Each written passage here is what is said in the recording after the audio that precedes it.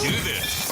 It's the Real Jonathan Smith Show on Indy Sports Ticket, 1430 AM, 93.9 HD2, and always on the free Indy Sports Ticket app. What's going on? Welcome into the Real Jonathan Smith Show here on Indy Sports Ticket. Thank you for tuning in, no matter how you're tuning in. Whether that's YouTube, Indy Sports Ticket, go head over there and subscribe. Maybe you're watching on X__ Jonathan Smith to follow me there and watch the show there. You can also listen on that Indy Sports Ticket app. A little bit of a late start. We got it figured out, though. Biggest thing, the Colts are good. IU football is better than they were last year, and Indiana might officially be a football state if the Colts and the Indiana Hoosiers keep it rolling the way that they have, the way that they have been to start this season. I mean, just an incredible beginning to the year for both Indiana football and, of course, your Indianapolis Colts. Just, once again, an incredible start to this season. So let's start with the Colts. We will get to Indiana football. Don't you worry about that. And the Colts, one of 6 teams left in the NFL that are 3-0. And the haters would say that part of that is because of the schedule for the Indianapolis Colts. And to their point, there's some validity to that. You know, they open with the Dolphins and they crush them, right? I mean, just absolute domination from start to finish.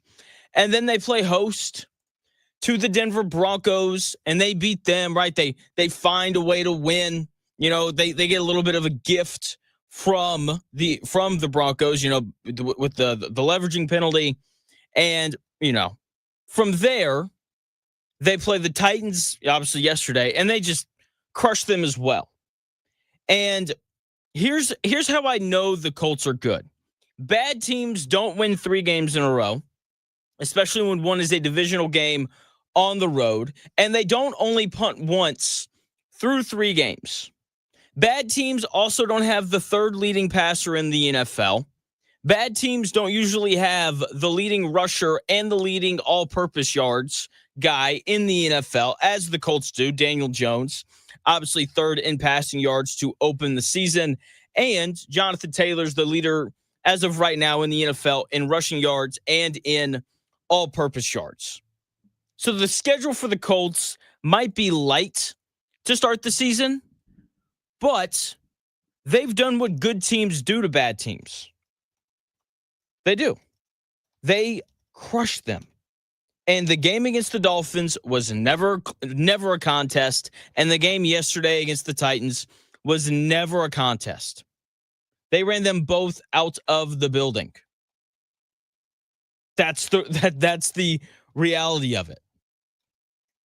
Okay, like that game against the Titans from the 3rd play on when Kenny Moore comes out and, you know, he has the pick 6. It's like, yeah, like this game's over. So glad that I bet the Colts -4.5. The game was never close. And that is what good football teams do. Okay, they dominate games. And that's exactly what they did. And the domination continued yesterday on the road against the Titans. They did to them exactly what they should have done. And I'm going to give you my full thoughts on the game, but I want to start with talking about the Colts as a whole, because this is a legitimately good football team. I was wrong. I thought that this would be a 7-win team, middling 500, kind of like what they have been for the past few years now. And they are not that.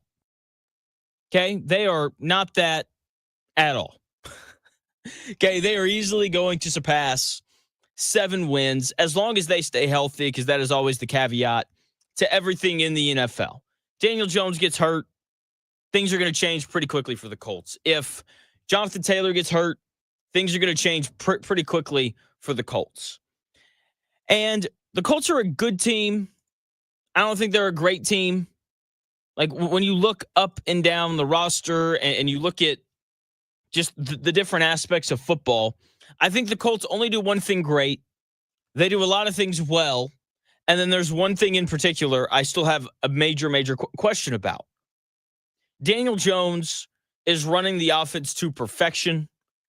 Seeing him make plays off script yesterday was very encouraging. The, 3rd and 7, he's about to get sacked. He, slips out of it and he scrambles for 17 yards. Very impressive play. With that being said, Daniel Jones is not Josh Allen, Patrick Mahomes, Lamar Jackson, or any of those upper echelon quarterbacks in the NFL. Okay? But the weapons and the run game are enough, and the offensive line, cannot forget about them.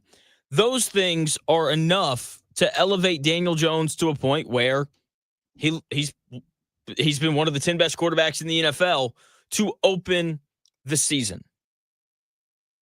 The Colts run game, I think it's on the border of great. I still think teams like the Eagles, Lions, Ravens, I still think that the Jaguars, who led the NFL in yards per carry going into week 3, I still think those teams on a down-to-down basis run the football a little bit better. Like the Colts have done a really good job of springing Jonathan Taylor. He had the 68-yard run against the Broncos. He had a long run against the Dolphins week 1. Yesterday, he has the incredible 47-yard run where, he breaks like 4 tackles and then just leaves everyone behind him. Okay, really impressive. It's like they've done a good job of springing the big plays, but I just don't think they've been as consistent on a down-to-down basis as the other teams that I mentioned. But once again, if you want to tell me that the Colts run game's great, I'm not going to argue too intensely. Okay, so Daniel Jones is operating the offense at a really high level, doing a good job of distributing the football. The run game is really good, bordering great. The run defense for the Colts, that is the only thing that I'm just not convinced is good. It still makes me nervous. I know that they had a good day yesterday against the Titans, but it's the Titans who were missing their starting right tackle. And even when they have their starting right tackle, they still struggle to run the football. So the run game on defense, the run defense still makes me nervous. The secondary is good. If they could, improve that cornerback number 2 slot, I would feel better. Xavier Howard picked up another penalty yesterday.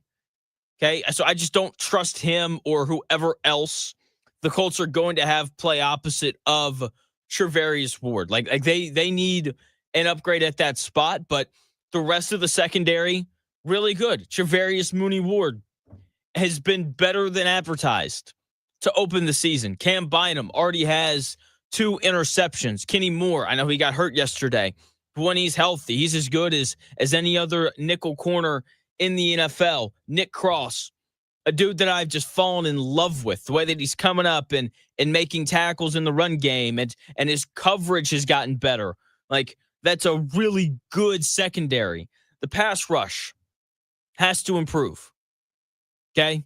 The pass rush has to improve, but there are things that I like. Kwity Paye, I thought he was really good yesterday against the Titans, right? He had a really nice first quarter. DeForest Buckner looks good. Tyquan Lewis, 3 sacks through 3 games. 2 of them came yesterday. If Leatu Latu can turn a corner, then I think that I'll feel good about the Colts pass rush. It's just waiting for Leatu Latu to figure it out a little bit. The one great part of their team is the offensive line play. Like, that is the one thing that sticks out amongst everything else. And when you have an offensive line playing that well, then you are going to have a chance to beat everybody that you play against. Here is Colts starting quarterback and the most popular man in Indianapolis, Daniel Jones, after the game yesterday, talking about the offensive line. Obviously, we're running it well. JT, had another big-time day. I think huge credit to him and how he's been playing. And then the guys up front, and they're blocking. And the run game's been big. And then guys are getting open, making plays in the pass game with, some explosive plays and stuff down the field. So I think a lot of credit to the guys up front. I think it starts there in the run game and the pass game. And then, playing off of that. Daniel Jones right there talking about the run game and how good it's been and how the offensive line is playing super, super well. And it's just been a lot of fun to watch this Colts offense. And that offensive line, like, it is the starting point for everything. And it's obviously very important. It is the second best elevator of an offense in the NFL. The difference in the Super Bowl last year was offensive line play. Jared Goff and the Lions became great when their offensive line became one of the three best in the NFL. Bo Nix had a very successful rookie season because he played behind a great offensive line last year.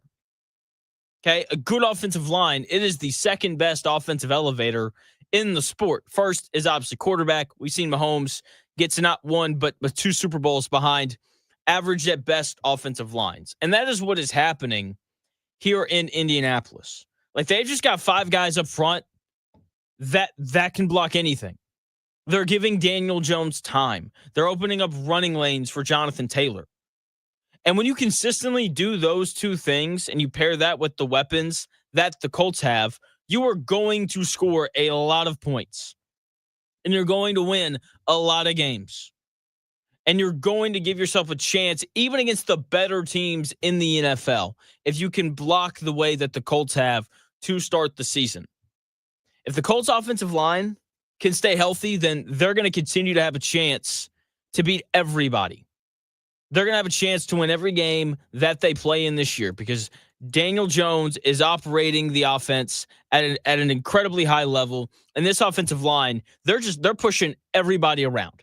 Couldn't have been more wrong. I couldn't have been more wrong about Tanner Bortolini and Matt Consalves. Those two guys have stepped into these starting roles and delivered from the jump.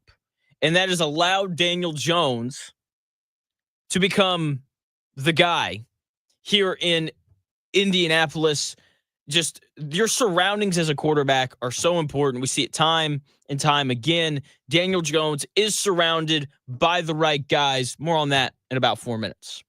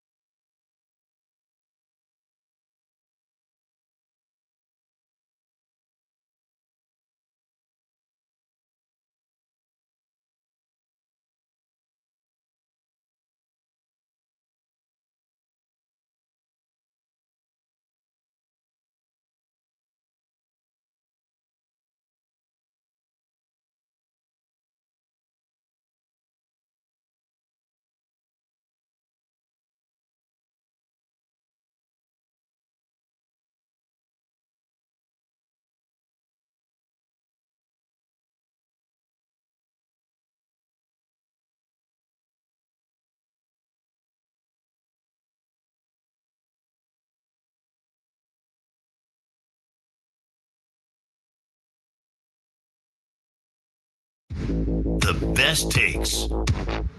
Maybe. The Real Jonathan Smith Show on Indy Sports Ticket 1430 AM, 93.9 HD2, and always on the free Indy Sports Ticket app.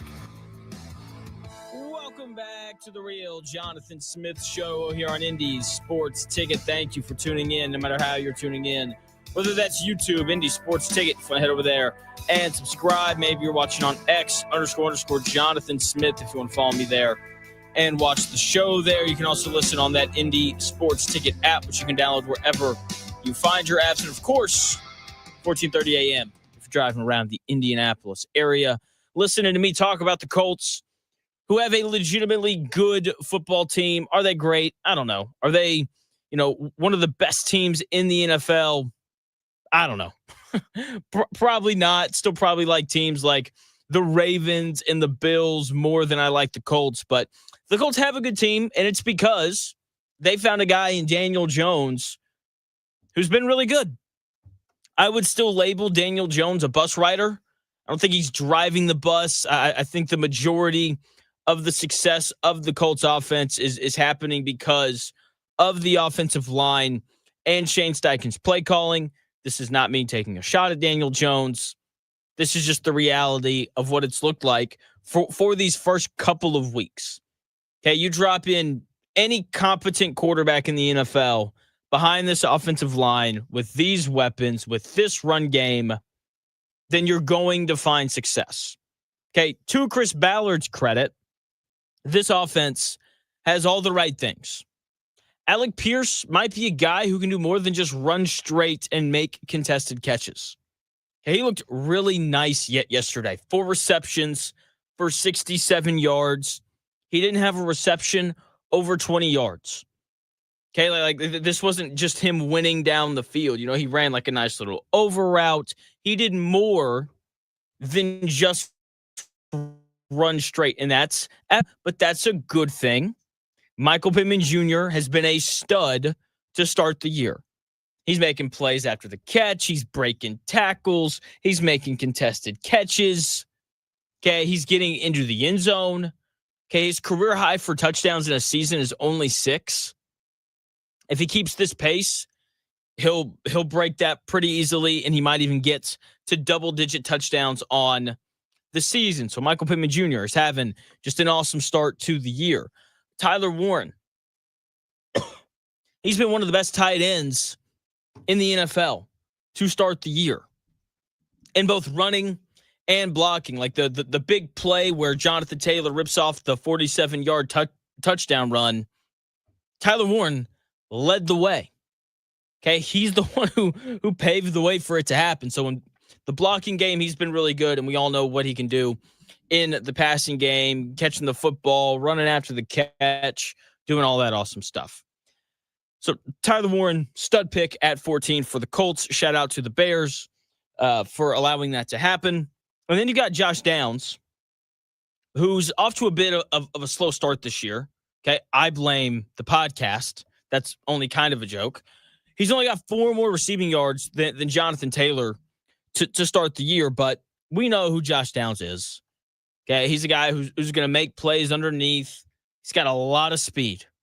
Okay, like we saw it yesterday, right? He had the big play, 29 yards down the field where he's just wide open because he's just faster than everybody else on the field. So I'm sure he'll get going here at some point, but he's off to a bit of a slow start. But that's also partly because of how many other good players the Colts have.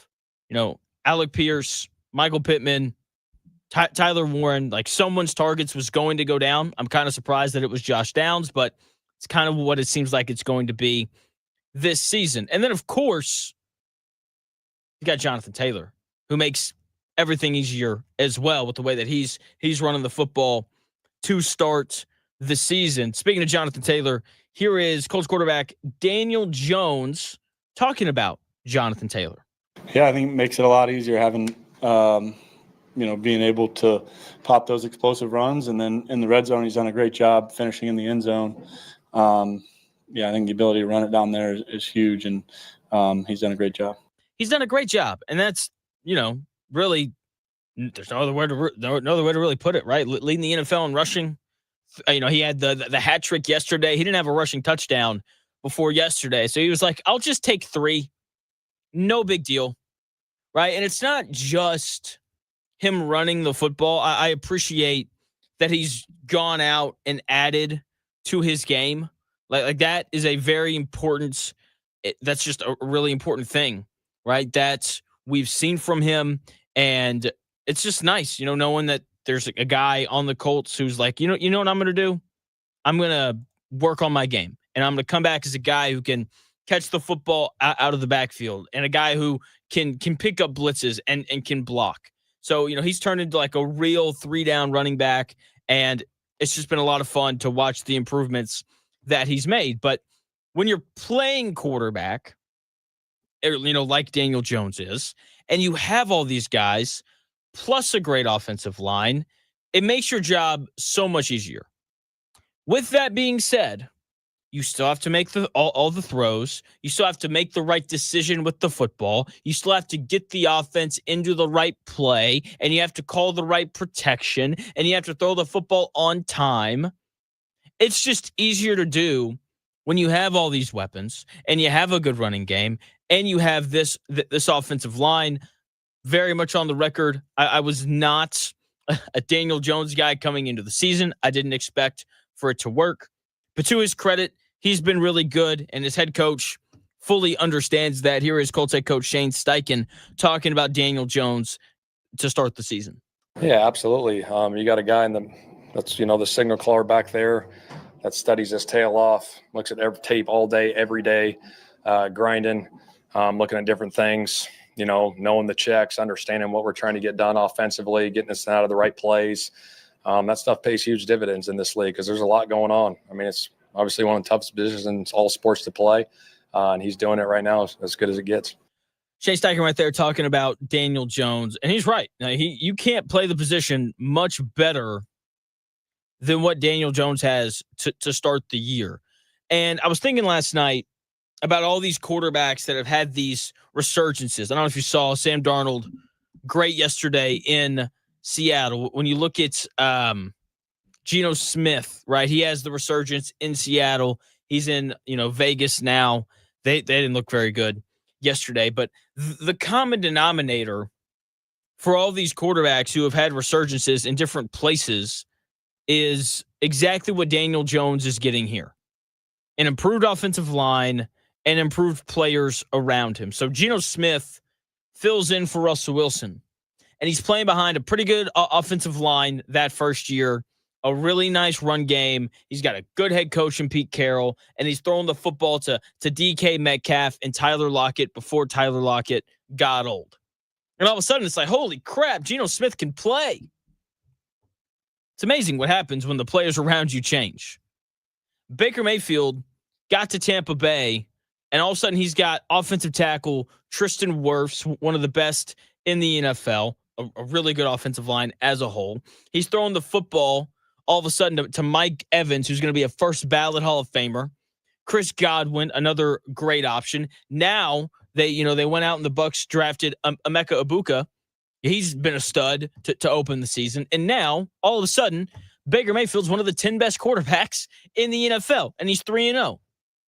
Sam Darnold last year steps into that Minnesota situation. And what does he have? An awesome offensive line. Justin Jefferson, the best wide receiver in football. Jordan Addison, wide receiver number 2, is pretty good.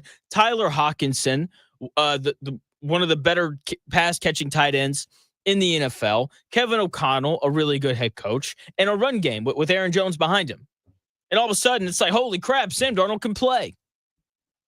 And the same thing is happening right now for Daniel Jones. Comes into a place with a great offensive line, an offensive line that's been one of the 5 best in the NFL to start the season. Talented pass catchers and a run game. And all of a sudden, he's making plays, and it makes sense. Players don't get drafted in the first round if they're not talented. If you're drafted that high, you normally do something really well. Jamarcus Russell being one of the exceptions to that. Even with Anthony Richardson. Like when we saw him playing quarterback, like the talent jumps off the screen. Okay, the big arm, the running ability, all those things, right? Like that's why he was drafted as high as he was. Now, Anthony Richardson, a little bit different than Daniel Jones, because Daniel Jones is significantly more accurate than Anthony Richardson is. But Daniel Jones goes to New York, and they just didn't have the pieces. You just had to have the right pieces around you. And you had to have the right coach around you in order to be able to flourish in the NFL. And Daniel Jones finally has that in Indianapolis, whether it's the offensive line and the way that they've been blocking this year, Jonathan Taylor's ability to run the football, the wide receivers, and Shane Steichen. Like, is Shane Steichen a perfect head coach? Absolutely not. Shane Steichen, no. Okay, like he's had some issues. Okay, you know, the end of game clock management against the Broncos in week 2, not very good. Not very good at all. Last year, the trick plays and big spots, having Jonathan Taylor on the sideline, you know, in that potential division winning game against the Texans 2 years ago. He's had some mistakes. With that being said, he's helped Daniel Jones figure it out. And that is the sign of a good head coach. So between Steichen, the offensive line, and these pass catchers, it makes sense that Daniel Jones is having this career resurgence that he is having. Okay, so Colts are really good at football, but they're not the only good football team in the state of Indiana. The Hoosiers, dominant win over the Fighting Illini on Saturday. They're better than they were last year. I have no doubt about that. My thoughts on IU's win in 4 minutes.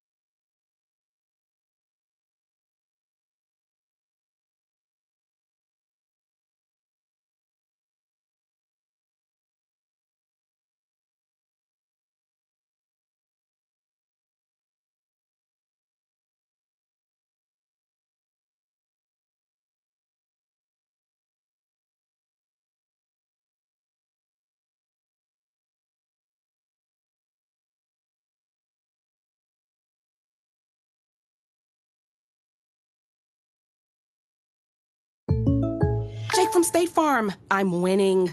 I finally cleaned my house, so I'm breaking out my new tropical room spray. Keep winning and create an affordable price just for you by bundling your home and auto with the State Farm Personal Price Plan. It's like your own personal paradise. Ooh, hey, grab me a coconut water. Bundling, just another way to save with a personal price plan. Like a good neighbor, State Farm is there. Prices are based on rating plans that vary by state. Coverage options are selected by the customer. Availability, amount of discounts and savings, and eligibility vary by state. Hey, Joy. Oh, you are glowing. Oh, hey, more like Mira joyed that Miralax helped me go. I was so backed up. Tried mega coffees, prune juice, everything. Then Miralax. And hello, gentle relief without the harsh side effects. Ooh.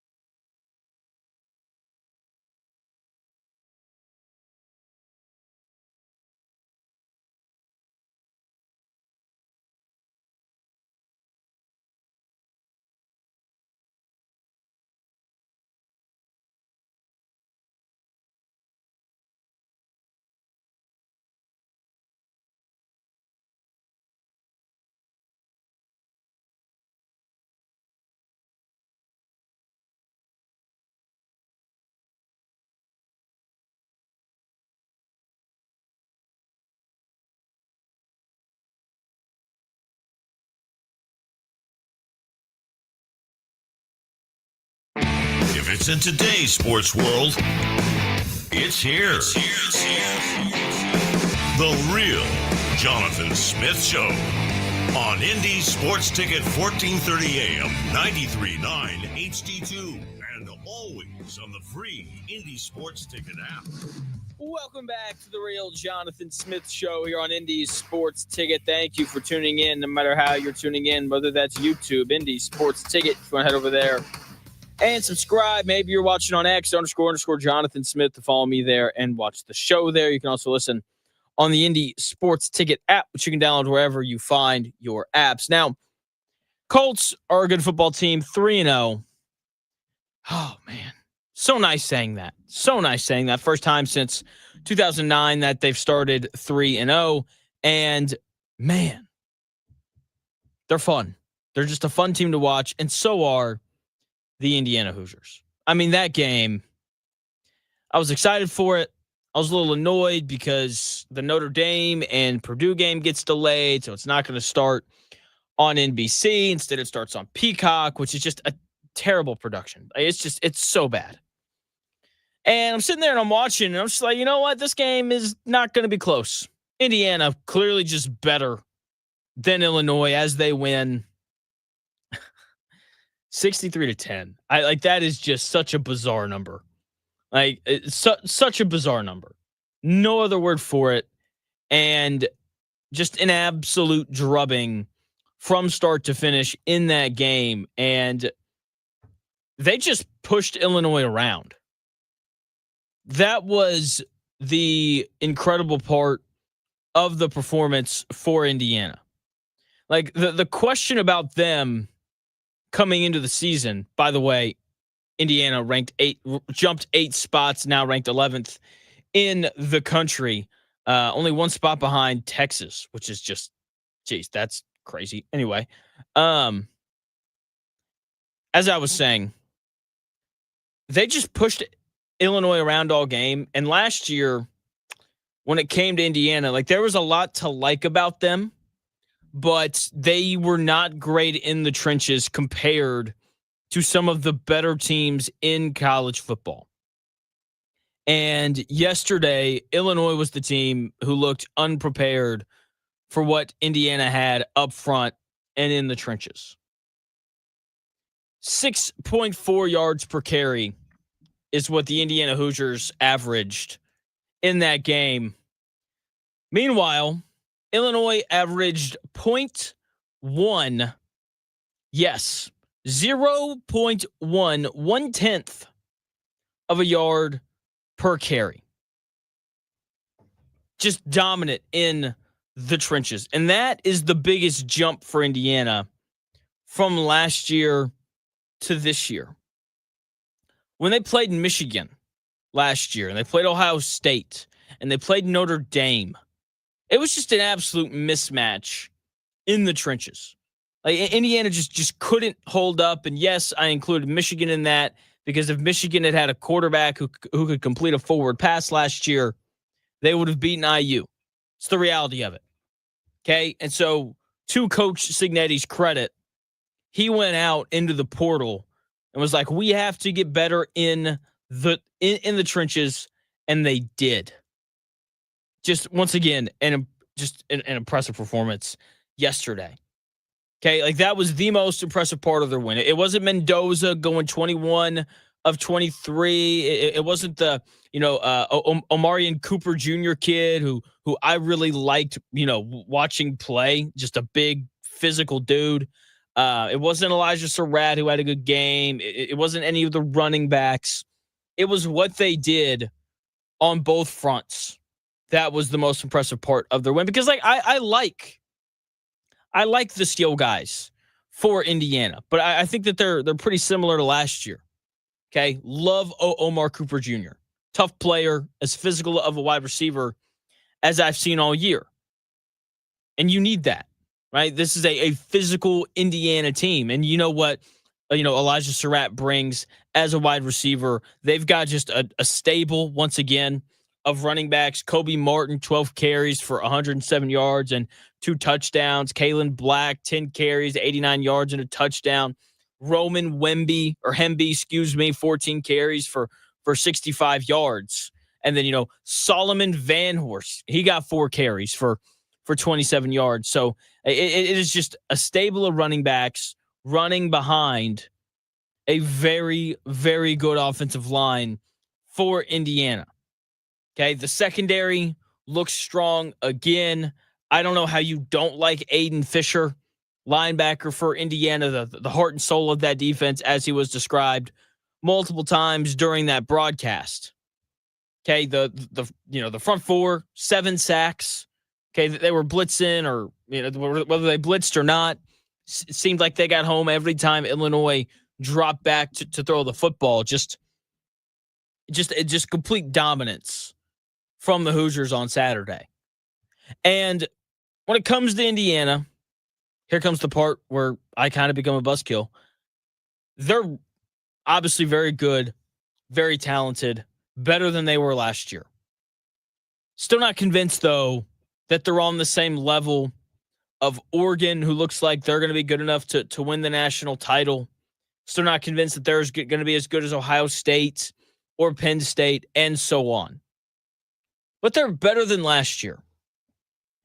They're going to go on the road to Oregon here at some point during the season, and they're going to hold their own, unlike they did last year when they went on the road to Notre Dame and Ohio State.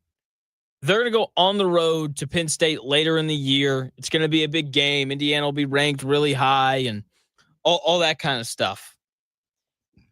And they're going to give them a game. This isn't going to be Indiana goes into Ohio State last year and gets beat 38-15.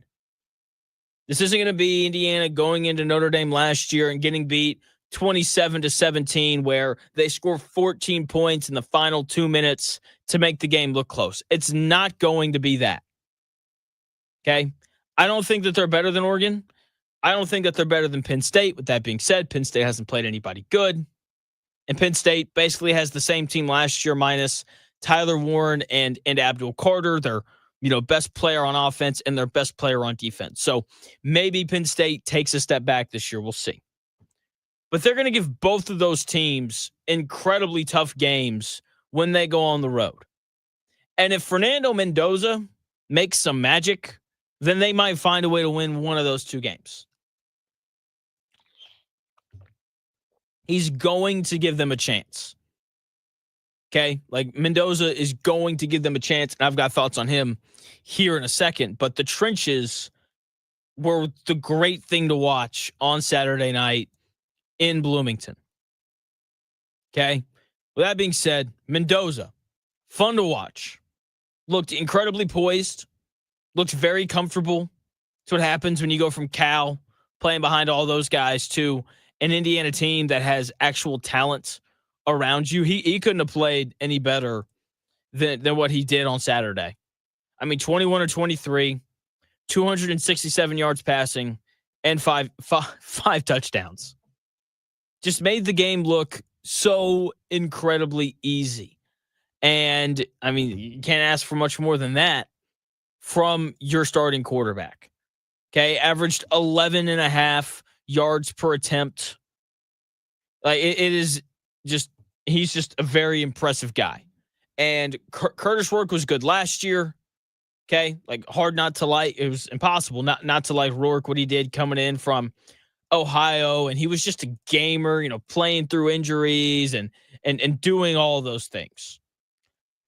But man, you can just tell that Mendoza's a step above. Someone in the YouTube chat, Indie Sports Ticket, if you want to head over there and subscribe, threw out the idea that he could be the number 1 overall pick in the NFL draft. I don't know about that. It's one good game. I'd like to see him do it again before we just kind of throw that title out there. You still have other really good quarterbacks across college football. John Mateer is having an awesome year at Oklahoma. They're really good, by the way. Garrett Nussmeier is always going to be in the conversation for that as well. So, like, there's other really good college quarterbacks. Carson Beck's having a really good year at Miami. He was a guy who was supposed to go number 1 this last year. So he's the guy, he's going to have a say and what goes on with that. Yeah, so not convinced that he's just going to be the number one overall pick. But with that being said, still one of the better guys in the world of college football, and he's the kind of guy that is going to give Indiana a chance every time they walk out there on Saturdays. And look, this is a team now that's going to win 10 games. I would be very injuries would have to really kind of stockpile up for Indiana to not reach a point where they don't win 10 games. Like this upcoming Saturday, they're going on the road, which road games are tough. This is the first time that they're playing on the road this season. They're going to Iowa, whose offense continues to be not very good. With that being said, they did hang 38 up on Rutgers. So a little bit of life for IU, or excuse me, for Iowa in terms of the offense. The Gronowski kid, very talented, just not super consistent. He can run and do all of those things, which is, really cool. But Iowa's not an easy game for Indiana. But having, I've watched two full games of Iowa versus Iowa State, Iowa versus Rutgers, and I feel very comfortable in saying that Indiana has more talent. Indiana's simply the better football team, but going on the road to a hostile environment is not an easy thing to do. So while Indiana should win Saturday, I don't think that it's a given. I don't think that the line is out for that game yet. Let me actually check that. It is out. Indiana only favored by 3.5. For reference, they ended up being 7.5-point favorites against Illinois. Okay, they open up with they opened up against Illinois as like a 4.5-point favorite, 5.5 somewhere in there. So Vegas already telling you that this is a tougher game for Indiana. Part of that is because this game is on the road. They should rout Iowa, but road games, especially in college football, are tough. But I expect for Coach Cignetti to have this team ready to go. And then they're at Oregon. That game's going to be tough. Oregon might be the best team in the country. They look really good to start the season. With that being said, they haven't had a real test yet. They're at Penn State on Saturday night. So we're going to get a really nice glimpse of Oregon in that game. They've routed everyone that they've played so far, though. Their quarterback looks very talented, very good. We'll kind of see what they look like. And then there's 3 easy games for Indiana. They're going to rout Michigan State at home. They're going to crush UCLA at home. They're going to go to Maryland and win that game by 1 million. And then they're at Penn State, who I still have questions about. As I said earlier, it's the same team from last year, except they're missing their best offensive player from last year in Tyler Warren, and they're missing their best defensive player from last year in Abdul Carter, who's now playing for the New York Giants and was the number 3 overall pick. So 2 big losses there for Penn State. They should be really good. But with that being said, we don't really know that because they haven't played anyone good yet either. We'll find out Saturday night when they play against Oregon. Wisconsin, they've got them at home. That's going to be a rout. Who even knows if Luke Fickell is going to be coaching in that game when it gets here on Saturday, November 15th. And then obviously they close the season at Purdue. Should be a rout. That game shouldn't be close. So Indiana, they look awesome. They look better than what they did last year. So very hard to complain about what we've seen from them. Currently ranked 11th. They looked better than Texas. It's one of those things where Texas's name is Texas, and so like it's a name bias thing. Like you're not going to rank Indiana over Texas until Indiana absolutely proves that they're better. Even though I would argue that they did that after the way that they beat Illinois. So the state of Indiana. I mean, it's a football state right now, and it's awesome. I'm so glad that I'm not sitting here talking about how we're all ready for basketball season because the Hoosiers, are probably they're going to be better. They're going to be more fun to watch than they were last year. I know I saw Purdue fans on Saturday. They're already talking about basketball season, and I'm not. Like Indiana, it is a football state right now. And it's awesome. The Colts are good. I don't think they're great, but this is a team that is going to go 10-7, 11-6, probably win this division. Texans, having them start 0-3, like that's a big deal. The Texans schedule coming up is brutal as well. Like if we look up at Houston halfway through the season and they're 1-7, that would not be surprising. The question now is, can the Colts outpace the Jaguars, who look really good, finding different ways to win?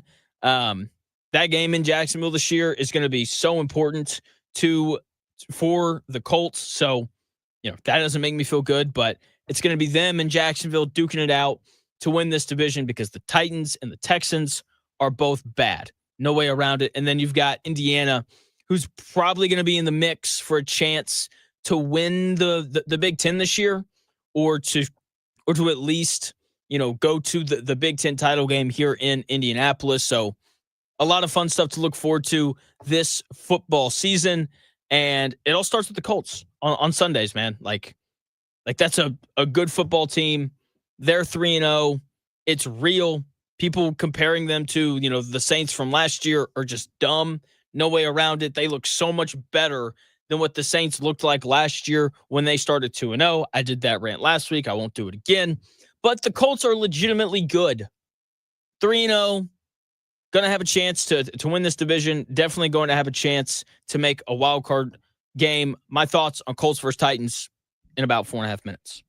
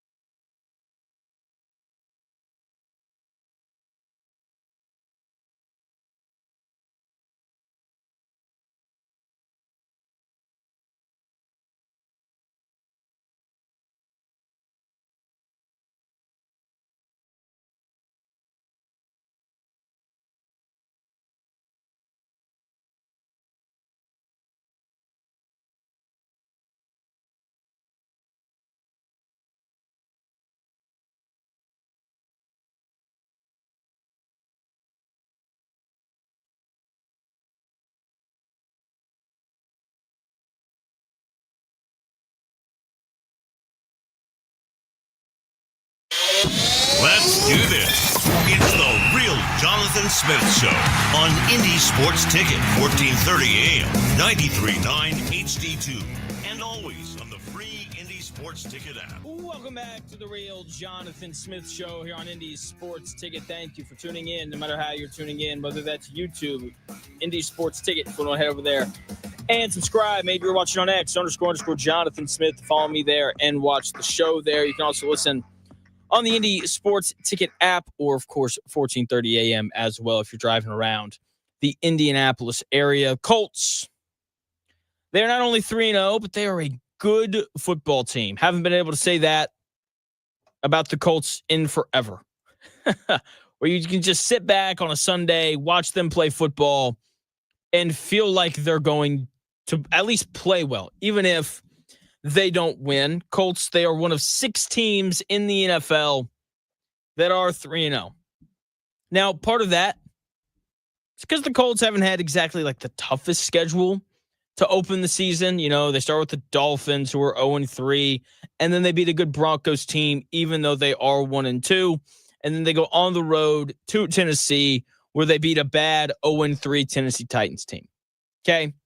And there are still people out there who are going to discredit this start. They're going to compare the Colts to the Saints team last year that started 2-0.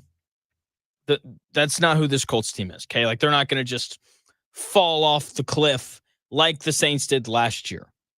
Bad teams don't go on 3-game win streaks. Bad teams don't have an offensive line this good. Bad teams don't have Lou Anarumo as their defensive coordinator, a guy who's done an excellent job helping this Colts defense force turnovers to start the year. 4 turnovers forced in 3 games is very impressive. Bad teams also don't tend to have the 3rd leading passer in the NFL through 3 games. They usually don't have the leading rusher in the NFL or the leader in all-purpose yards in the NFL. The Colts have all 3 of those things. Daniel Jones has gotten off to a really good start this season, and Jonathan Taylor has been the best running back in football, leading the NFL in rushing, leading the NFL in all-purpose yards. So, yes, the schedule for the Colts might be light to start the season, but it's not like they've squeaked these games out. They've utterly dominated. They've done what good teams do to bad teams, and that is run them out of the building. That game against the Dolphins week 1 was never in question. 33-8. They forced 3 turnovers. Excuse me, the Colts have forced 5 turnovers this year, not 4. My bad there. Right? But they just jumped on them and they never let up. Beat them 33-8. Just a really, really dominant win. And then they play a really good Broncos team at home. Probably should have lost because the end of the game management wasn't very good, but they catch a break. Sometimes that happens. They, pick up this 15-yard penalty. Schrader knocks down a 46-yard field goal, and the Colts beat a really good Broncos team, where even if they had lost that game, I still feel like we would have ended up at this same point of the Colts are good. And then yesterday, they go on the road to play the Titans. And just an absolute drubbing. 41-20. Game was never in question. 3rd play of the game, Kenny Moore, big play, pick 6. And at that point, it's like, all right, this game feels over. And it was. The Colts just kind of had their will from that moment going forward. Daniel Jones, another very efficient game, 18-25, 228 yards, 1 passing touchdown. Also had 4 carries for 27 yards. Jonathan Taylor, 17 carries for 102 yards and a hat trick. They did a good job of spreading the ball around to all these different players. Just a really impressive team as they just continue to dominate the lesser teams on their schedule. Okay, they did do the Titans exactly what they should have done. Right? And that game, once again, was never close. Colts -4.5, easiest bet of the century. So in terms of my thoughts on the game, don't really have a ton. The Colts just once again looked very complete and they looked really good. So I just want to talk about the Colts really as a whole. I was very wrong about them, right? I've already said that, right? I thought that they'd be a 7-win team. Looks like they're going to surpass that with relative ease if they can stay healthy. That's obviously the most important thing, is the health of this Colts team. Kenny Moore goes down yesterday. He's obviously, a very important guy for the Colts, but even after he went out, they continued to be just fine. So they have to stay healthy, and it's important because I don't think that there's a ton of depth on this Colts team, but you don't need a ton of depth if you can stay healthy. When I look at this Colts team, I think they do one thing great, a lot of other things well, and then I've got two questions. One that seems solvable and one that does not. Let's start with Daniel Jones. Daniel Jones is running the offense to perfection. Loved seeing him make plays off script yesterday. Right. With that being said, I do think that the offense is limited with him at quarterback. Okay, I don't think he's a guy who's consistently going to make plays out of structure like we saw Caleb Williams do against the Cowboys, like we're going to see Lamar Jackson do tonight, like we've seen Patrick Mahomes and Josh Allen do a million times. Daniel Jones having a really good year, playing just good, efficient, solid football.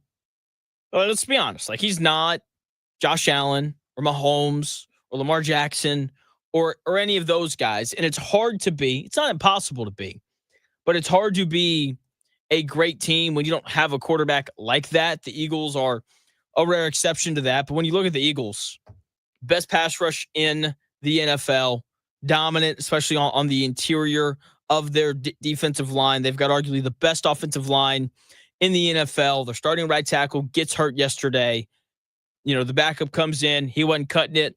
And so they go to their third string or fourth string offensive tackle, and he comes out there, and then all of a sudden, the Eagles look fine again, right? And they're, really good weapons on the outside, and, a really good running back in Barkley, and a really good defense as well. So, like, everything has to be pretty perfect to be a great team when you don't have one of those, 5 or 6 best quarterbacks in the NFL. Okay. With that being said, the weapons, the run game, and the offensive line have been more than enough for Daniel Jones to have this career resurgence that he's having right now here in Indianapolis. The Colts run the football on the border of great. I don't know if I'd say that they have a great running game. I still think teams like the Eagles, Lions, Ravens, Jaguars, who led the NFL in yards per carry going into week 3 at 5.7 yards a pop. That's really impressive. Those teams I think are great running teams. I struggle with the Colts' depth at running back. Giddens, not great. Tyler Goodson only had 2 carries yesterday, and it happened really when after the game was already over. I don't think that they run the football great on a down-to-down basis. Obviously, they've had a couple of really big explosive runs. Obviously, the 47-yard touchdown run from Jonathan Taylor yesterday was incredibly impressive. The 68-yard long run against the Broncos was obviously a big play. He had a long run against the Dolphins as well. So if you wanted to tell me that the Colts are a great running team, I could say okay, but don't think it's quite elite, even though Jonathan Taylor is playing at an incredibly elite level. Okay. The secondary for the Colts, it's good, not great. I don't trust Xavier Howard. He had another bad holding call yesterday, or really whoever the Colts decide to play opposite of Travarius Ward. Like, once you get past him at the corner spot, it's really rough. Jalen Jones is a guy who they really need to get healthy. That way, you can have a guy out there who can at least defend in breaking routes. So that cornerback number 2 slot is going to continue to be a worrisome spot for the Colts all year long. Like this next week when they go on the road to play the Rams, who like they're probably, I'm assuming they're going to put Javarius Ward on Puka Nakua. Whoever's defending Devontae Adams, it's barbecue chicken over there. It's going to be a really, really tough game for the Colts, just kind of from that perspective. But the safety play has been really good. Cam Bynum, he's been worth the money so far. Important guy, good leader. He's already got 2 picks on the season, both of them, in big spots as well. So he's playing really well. He's tackling really well too. That's been one of the nice things. Nick Cross is emerging as one of my favorite Colts players, period. The way he's come up and kind of helped support the run game, and he's much better in coverage so far this year compared to last year. Just a lot to like with Nick Cross and Cam Bynum. So 4 of the 5 spots in the Colts secondary, obviously, like, you have to feel good about Kenny Moore. I know he got banged up. Hopefully he's going to be good to go though. So you feel good about 4 of the 5 spots for the Colts in that secondary. The only issue is that cornerback number 2 slot. Pass rush has to improve. This is one of the 2 question marks that I have for the Colts this season, but there is an answer to it. And there are things to like. Like, I thought Kwity Paye had a really good first quarter against the Titans. DeForest Buckner looks really good to open the season. Grover Stewart has been all right. Tyquan Lewis, he's gotten off to a good start, 2 sacks yesterday. If Laiatu Latu can just turn the corner. By the way, I felt like he got held on every snap yesterday. And I don't think that they called it once. It was kind of frustrating, but if Latu can just turn a corner and he can just be really good. He didn't even have to be great, but just a guy that opposing offenses have to be like, we have to know where that guy's at all times. Then I would start to feel good about the Colts pass rush, but they're just not quite at that point yet. So the quarterback play's been good. The weapons are good. The run game's been good. The secondary's good. The pass rush, very questionable. Same with the run defense, like, especially when, Stewart and Buckner aren't in the game, right? When it's the backups, Eric Johnson, Adetomiwa, Adebawore, like, when it's those guys in the game, the run defense gets really, really bad. The linebackers, I don't really have a ton of faith in. With that being said, the Colts have tackled much better this year than they did last year. Like, and part of that is, I just think the way that the defense is designed. Nick Cross is a really good tackler. The guys that the Colts have brought in tackle really well. Ward and Bynum, Joe Bacci as well. Like, they're all sure tacklers. But even Zaire Franklin, like, he's tackled better this year. And I think a large part of that is last year he was asked to make like 20 tackles a game. Like that was the request for him. And when you're doing that, like, you get worn down, you get tired. This year he's making somewhere between like 5 and 7, and he's been a much better tackler, I think, in part because of that. So the tackling's better. The issue is they're not making first contact until, the opposing team's running backs, like, 5 yards down the field. So they've got to figure that out. I don't know how this run defense is going to get better. I'll just be honest. But that's the only thing that I don't think that there's an answer for. The one great thing that this Colts team does is block. The offensive line play from the Colts is good enough that they're going to have a chance to beat whoever they play. I mean, it is a real advantage for them so far this season. And here is Daniel Jones, Colts starting quarterback, talking about this Indianapolis Colts offensive line. Obviously, we're running it well. JT, had another big-time day. I think huge credit to him and how he's been playing. And then the guys up front, and they're blocking, and the run game's been big. And then guys are getting open, making plays in the pass game with, some explosive plays and stuff down the field. So I think a lot of credit to the guys up front. I think it starts there in the run game and the pass game. And then, playing off of that. Daniel Jones right there talking about the offensive line and just how dominant they've been to start the season. And shout out to Tanner Bertolini and Matt Consalves. Like, those are 2 guys that I thought that I had a lot of questions about coming into the season, and they've answered every single one of them.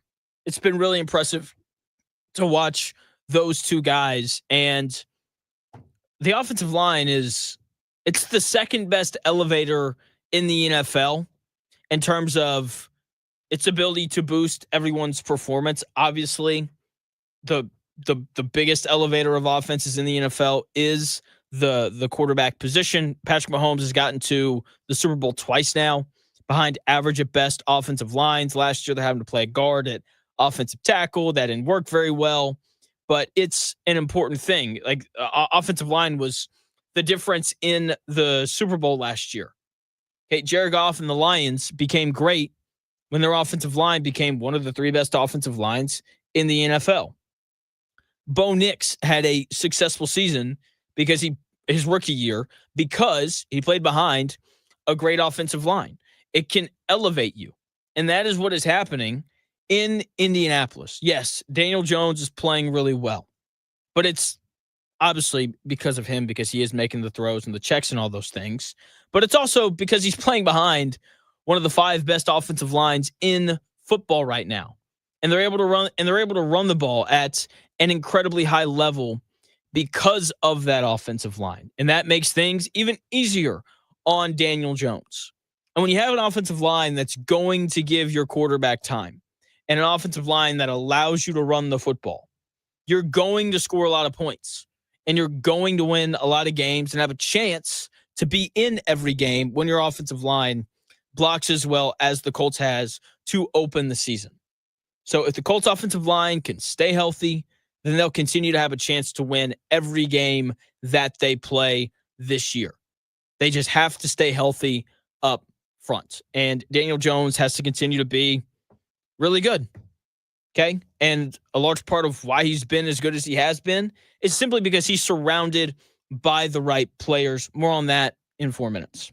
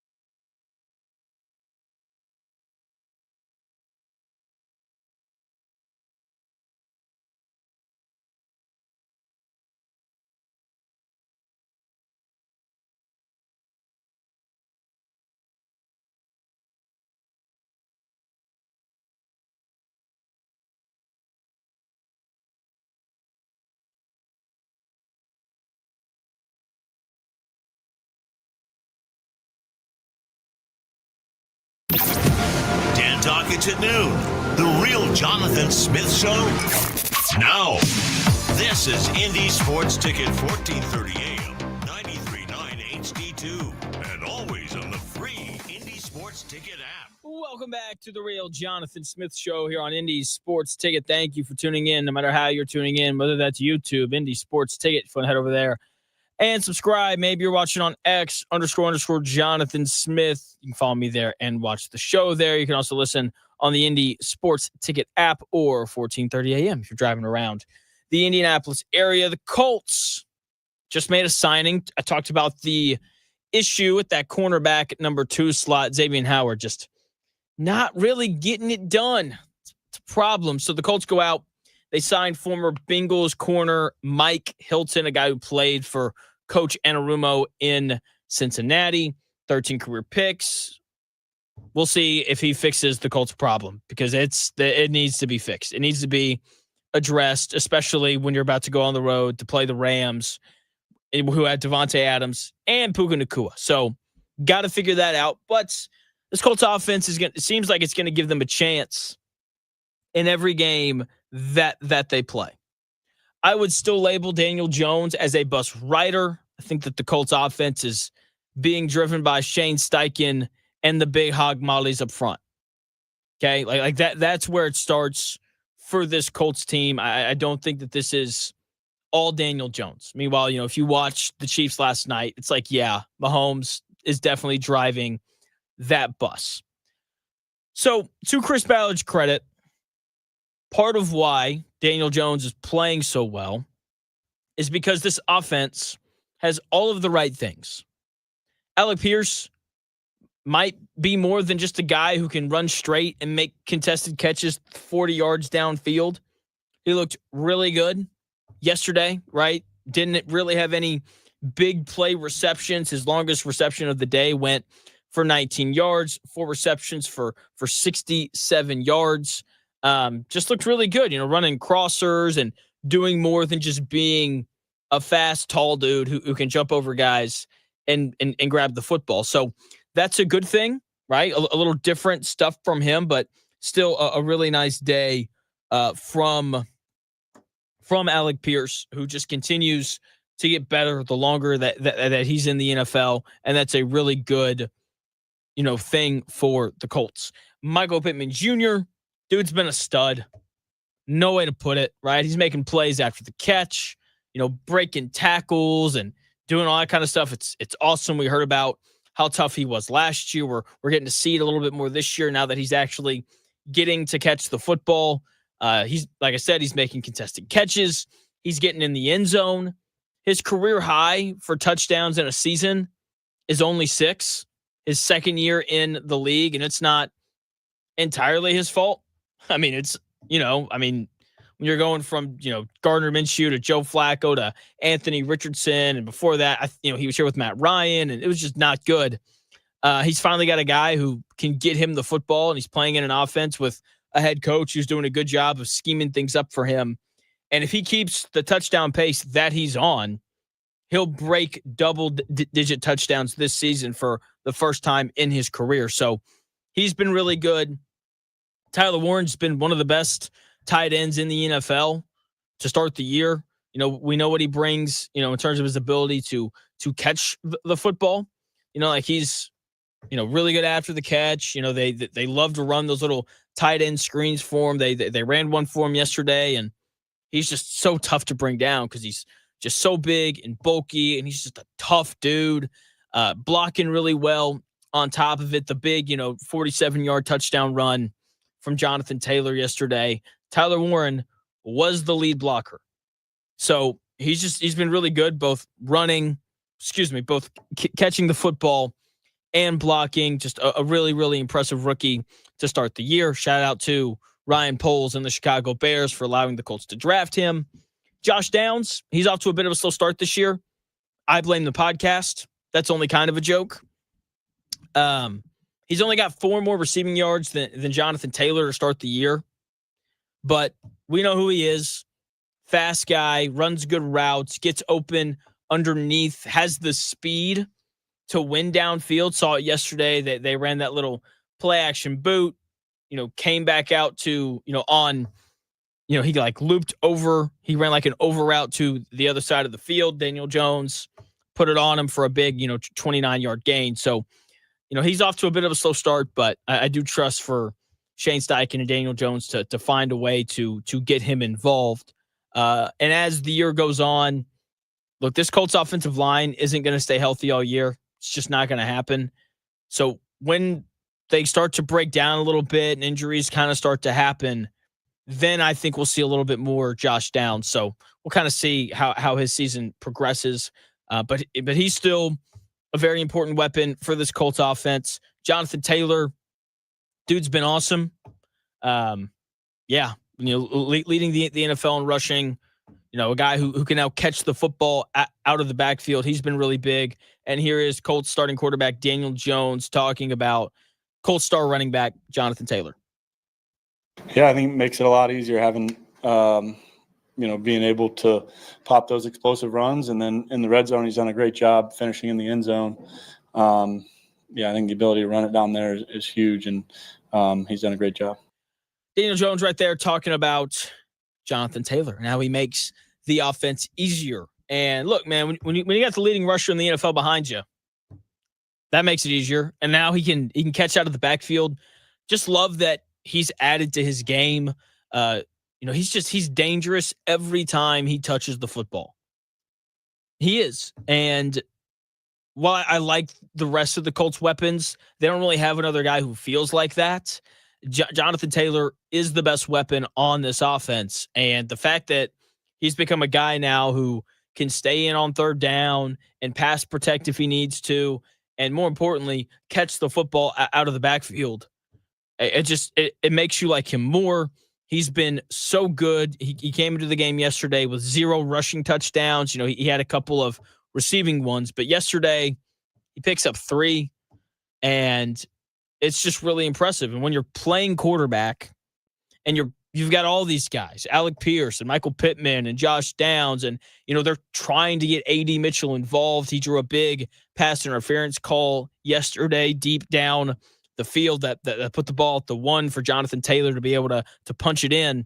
They're trying to get him involved, and that's another very explosive weapon that the Colts have. It's just easier to play quarterback when you have all that, plus an offensive line that's really good.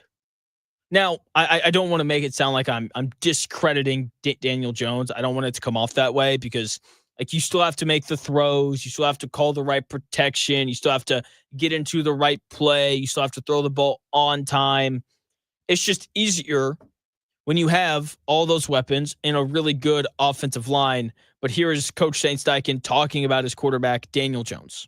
Yeah, absolutely. You got a guy that's the signal caller back there that studies his tail off, looks at every tape all day, every day, grinding, looking at different things, knowing the checks, understanding what we're trying to get done offensively, getting us out of the right plays. That stuff pays huge dividends in this league because there's a lot going on. I mean, it's obviously one of the toughest positions in all sports to play, and he's doing it right now as good as it gets. Shane Steichen right there talking about Daniel Jones and how he is playing. He's playing quarterback as well as you can. It's really impressive. And I was thinking about him last night and just the resurgence that we've seen through 3 games. I'm Mr. Gotta see it. 3 games is almost enough. I want one more really good week from him, and I will reach a point where I consistently have faith in Daniel Jones. But next week, going on the road to the Rams, really good defense. It's going to be a tough challenge for him and that offense. But the common denominator for all of these quarterbacks who have had these different career resurgences in different places is a good offensive line and weapons. Geno Smith, drafted in the first round by the Jets, really struggles, becomes kind of a journeyman, shows up in Seattle. Russell Wilson gets hurt. He steps in behind what was at the time a good offensive line, a good run game. He had a good head coach in Pete Carroll.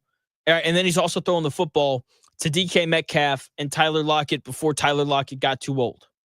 And all of a sudden, he's a starting quarterback in the NFL. And now he's in Vegas behind a bad offensive line. Ashton JT, obviously a good running back, and a couple of decent weapons, right? And, the Raiders we'll see. I need them to figure it out a little bit, but we'll see how they do. Baker Mayfield, he goes from Cleveland to Tampa Bay, where all of a sudden, he's playing behind Tristan Wirfs, one of the best offensive tackles in the NFL. And he's throwing the football to Mike Evans, who's going to be a first ballot Hall of Famer. And he's got Chris Godwin. And now they've got Emeka Ibuka. And all of a sudden, Baker Mayfield's one of the 10 best quarterbacks in the NFL. And they're 3-0. And I remember some of you laughed at me when I said that the Buccaneers were going to be the 1 seed in the NFC. They're 3-0. Watch out. Sam Darnold, last year, had a good offensive line in Minnesota, just a great place to play quarterback. Good offensive line. Justin Jefferson, the best receiver in football. Jordan Addison, a good head coach in Kevin O'Connell, and a good run game. And all of a sudden, Sam Darnold's a stud. The same thing has happened for Daniel Jones. Okay, he went from a place in New York where the offensive line wasn't good outside of the left tackle. He did have a good run game with Saquon Barkley. He did have a good coach in Brian Dable. They just didn't have the weapons on the perimeter. Like they had Malik Neighbors, and that was only last year, and he got benched. But now he's in a place where he's got a good offensive line and just a multitude of weapons. And guys who get drafted in the first round are usually very talented. Like even with Anthony Richardson, who's obviously the backup here in Indy, when he played, you could see the talent. You could see why the Colts took him 4th overall. And all these guys who get drafted, especially in the top 10, like Daniel Jones was 6th. He was selected, 6th overall. If you're drafted that high, usually you do something well. And for Daniel Jones, he's a good athlete, and he's very accurate in the short to intermediate.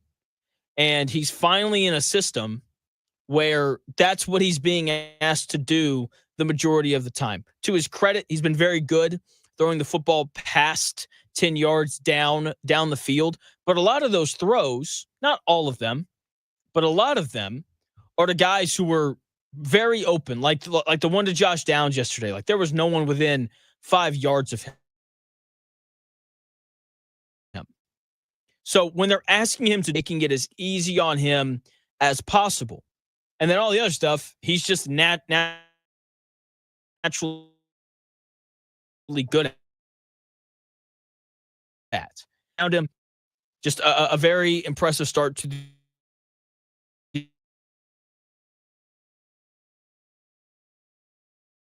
year and hopefully the Colts keep winning, because the more the Colts win,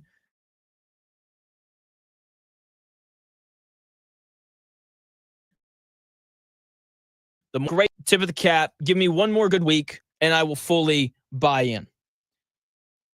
When we come back, the Colts are not the only good football team in the state of Indiana. Hoosier fans, geez Louise, that's a good college football team. I don't know if they're great, but and just very intrigued. Once again, if you missed it, the Colts went out and signed Mike Hilton, former Bengals corner. Probably a couple different reasons for that. One, really cutting it at cornerback number 2. Kenny Moore got hurt yesterday, so maybe this is a move to kind of shore up that nickelback spot. We'll see what the Colts wind up doing, but the Colts are a good football team, and so is Indiana. They beat the snot out of Illinois Saturday night. My thoughts on that game and the Indiana Hoosiers in about 4 minutes.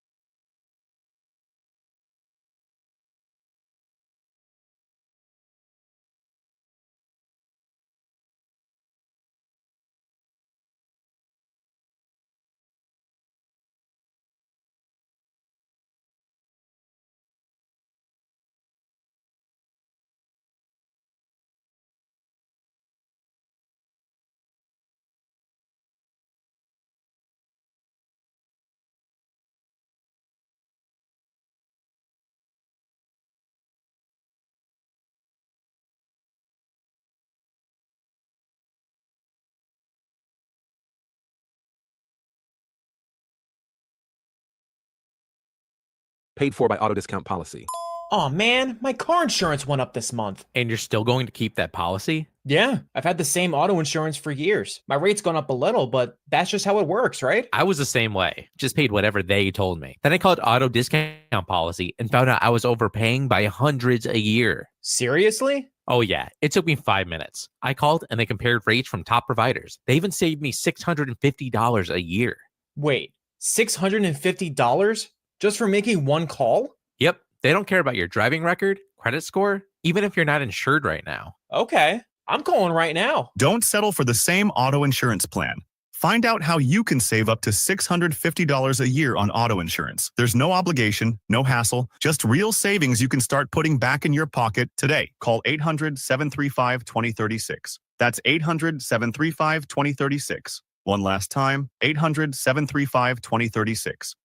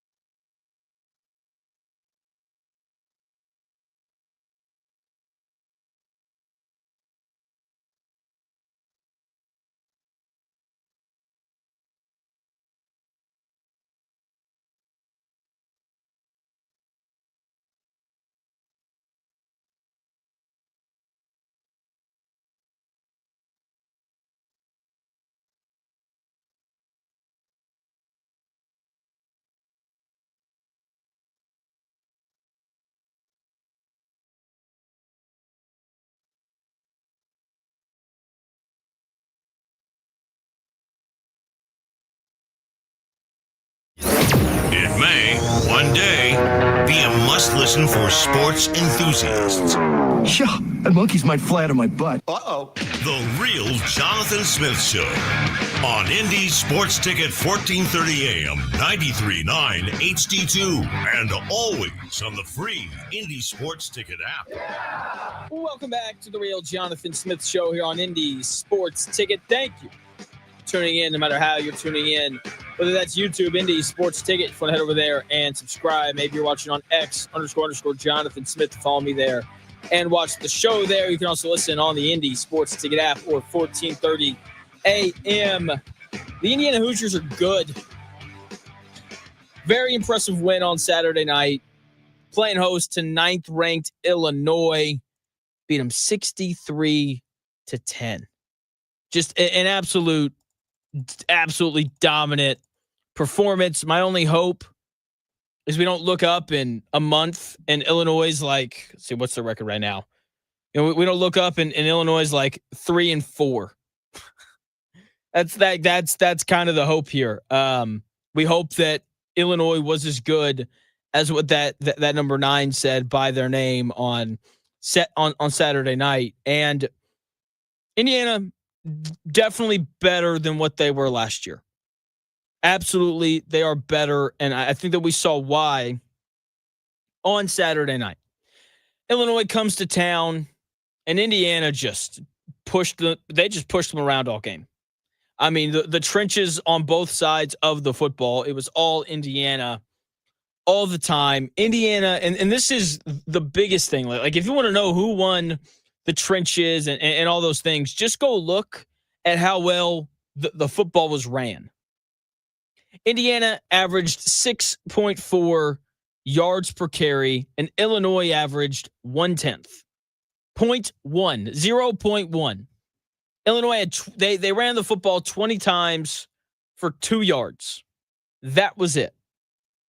Just a brutal, brutal day for the Fighting Illini trying to run the football against this Indiana front seven. And that is the biggest jump for Indiana from last year to this year. Last year when they played the better opponents on their schedule, the mismatch in the trenches was obvious. When they played Michigan, Ohio State, and Notre Dame, it was just brutal to watch what was going on up front. And yes, I included Michigan because if Michigan had a quarterback who could throw a forward pass last year, they would have beaten Indiana. I mean, that's just the reality of it. But Saturday night, Indiana up front, man, just dominant all game. That was the most impressive part of the win, and Fernando Mendoza only had 2 incompletions on the night. I still think that their skill guys are pretty similar to last year. I love Omar Cooper Jr. Dude's tough. Just a tough dude, hard to bring down. He is as physical of a wide receiver as I have seen in college football. Just tough and physical, and like you need guys like that on your team. And it seems like Indiana is just littered with them. Obviously, you know what Elijah Surratt brings to the table. There's a reason why Fox ranked him one of the 10 best receivers in college football before the year started. Fast, can make big plays down the field, sure-handed. Saw it on Saturday night, 9 receptions for 92 yards and 2 touchdowns. Just a really, really nice player. Running the football, Indiana, once again, has a large stable of backs. Okay, Kobe Martin, 12 carries, 107 yards, and 2 touchdowns. Kalen Black, 10 carries, 89 yards, and a touchdown. Roman Hemby, 14 carries for 65 yards. Solomon Van Horst, 4 carries for 27 yards. Just a loaded offensive team. Okay, like they are going to score points this year, right? And it's just been so much fun to watch. Heath Har is saying Indiana football is spurier with the defense. Let's slow down. Like, let's not get ahead of ourselves here because Illinois could end up being bad. That is possible. All right, like it 1,000% is. We could look up at the end of the year and Illinois is like 8-4. I don't think that that's going to happen. I like Illinois, but like that is still 1,000% on the table. Okay, so let's clear that out one way or the other. Indiana better than they were last year. The secondary looks strong again. D'Angelo Pons, not 1 but 2 touchdowns on Saturday night. I don't know how you don't like Aiden Fisher. Just the heart and soul of that defense. Sure tackler. Just gets it done whenever he needs to. They had 7 sacks on the night. That's a really high number. The pass rush for Indiana looks incredibly real. It was just a totally dominant performance from Indiana on both sides of the football. Not much more, to really say about it. With that being said, Indiana better than they were last year. Want to make that clear. They are better than they were last year. But I am not convinced that they're on the level of Oregon, Ohio State, Penn State, and so on. But they are definitely better than they were last year. So in 2 weeks, Indiana is going to go on the road to Eugene, and they're going to play Oregon. And I don't know how that game is going to go. They're going to go on the road to Penn State later in the year in November when it gets cold. I don't know how that game is going to go either. But I do not think that it will be similar to what happened last year when they went on the road to Ohio State and Notre Dame. They got embarrassed in both of those games. right? They lose to Ohio State 38-15. They lose to Notre Dame 27-17. The 2 touchdowns they scored came in the final 2 minutes of the game when Notre Dame had called the dogs off. That's the reality of those games last year. And it was because they just got pushed around up front.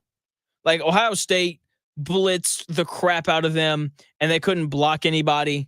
It was problematic. Notre Dame, like they just handed the football off to Jeremiah Love and he just ran for 1,000,000 yards, even though he was hurt in that game. So while I do not think that Indiana is better than Oregon or Penn State, when they go on the road to those 2 places, they are going to give them both a tough game. And it's one of those things where Fernando Mendoza has a magical night, then they could find a way to win one of those 2 games on the road. I think they're much more likely to beat Penn State than Oregon. They're a wagon. Like an absolute wagon. Super talented at quarterback, really good defense. Dan Lanning, he's one of the best coaches in all of college football. So when they go up there in 2 weeks, like that game's going to be tough. Penn State seems a little more manageable. Penn State has the same team last year, but they're missing their best offensive player, Tyler Warren, who's now in Indianapolis, and their best defensive player, Abdul Carter, who's now playing for the New York Giants, right? 3rd overall pick in this previous NFL draft. Okay, so feels like it's a little more likely for them to go on the road and beat Penn State than it is for them to go on the road to Eugene and beat Oregon. But this team's really good. They couldn't have played any better than what they did on Saturday. Rob Albright tweeted at me on X__Jonathan Smith, said that if Indiana wanted to, they could have scored 80. And that is most definitely true. Just a very, very fun game to watch Saturday night. Indiana, much better than what they were. And this is a team that is going to have a legitimate chance at making the playoff once again. Everyone's acting like 2 losses is too many for Notre Dame. I don't think that's true because you're going to have other teams lose. That's just kind of the reality of college football right now. When you look at the Indiana schedule, there's really only 3 tough games left. Like they're going to play at Iowa on Saturday, and this is a game that they should 1,000% win. 1,000%. Okay, the line opened at 3.5. Indiana was favored by 3.5 when the line came out. They are now a 7.5 point favorite. The only thing that makes this game tough is that it's on the road in Iowa. Like that's a tough place to go into and win. It's Indiana's first road game. Okay, Iowa's much better at quarterback than they have been, but that doesn't mean anything though because they've been so terrible at quarterback. So going on the road to Iowa, we'll kind of see how that game pans out. That is a game that Indiana should win. They are more talented. They are better than Iowa. But winning on the road in college football it's never an easy thing. It's never an easy thing. So while Indiana is more talented, that is a tough road game. They're at Oregon. That game is going to be really tough. That's just the very simple reality of it. The Moore kid at Oregon is an absolute stud. They can run the football. They've got receivers. Defensively, like they're going to be really good because Dan Lanning is the head coach, and that's just kind of what you expect from Oregon, right? When Dan Lanning is your head coach. And then there's a bunch of cupcakes. Michigan State at home, it's a win. UCLA at home, it's a blowout. At Maryland's probably a blowout. And then they're at Penn State. In that game, like I said, seems like the most winnable between that one and the Oregon game. We'll kind of have to wait and see what happens there. And then they close out the year against Wisconsin. Will Luke Fickell be the head coach at that point? Probably not. And then they're at Purdue to close out the season. And while Purdue is better than what they were last year, Purdue's not going to beat Indiana, even if it is in West Lafayette. So everything that Indiana wants, it is firmly in front of them. They can find a way to beat Oregon and or Penn State. Then they'll definitely make the playoff. As of right now, though, if 2 losses is the cutoff line, which I'm not convinced that it's going to be.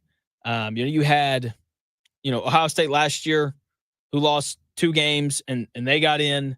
So I don't think that it will be. So Notre Dame can still definitely make the playoff. Same goes for Indiana, even if they lose to both Oregon and Penn State, especially since those will be, in the eyes of the committee, good losses. Real quick, shout out to the Fever. They went on the road and beat the Aces last night. Stole home court. We'll see what happens. Kind of from there with them. It'd be really cool if they were able to win that. But yeah, like they're fun to watch right now. They're winning, and that's really all that matters. And if you win, I will talk about you at least a little bit. So shout out to the Fever. Game 2 is tonight. They are 8.5-point underdogs on the road against Las Vegas. Big game 1 win on Sunday. They won 89-73. Just a big game for them. Did a good job keeping Asia Wilson, league MVP of the WNBA, in check. 16 points, 13 rebounds, only 6 of 22 shooting. The Fever, like I said, finding a way to get it done. Kelsey Mitchell erupts for 34. Odyssey Sims had 17. Aaliyah Boston struggled to score, 6 points, 3 of 9 shooting, but she's the one drawing that Asia Wilson assignment. So shout out to her for holding it down on defense. Very, very impressive win for the Fever, who have made that thing a series. And, if they find a way to win this one, then they will be in the WNBA finals without Caitlin Clark, which will be very, very surprising, I'll be honest. So that's going to do it here on The Real Jonathan Smith Show. Thank you for taking the time out of your day to tune into the show. Been a blast. We got more Colts stuff tomorrow. Zach Hicks of Locked On Colts is set to join me, as he always does on Tuesdays. We'll talk a little more specifically about the Colts versus the Titans, but I really just wanted to celebrate the fact that the Colts are good at football, because they are. And it doesn't really feel like that's going to change unless the injuries start to pile up. And that's just the reality for every team in the league. So we'll keep talking Colts tomorrow. We'll keep talking IU football.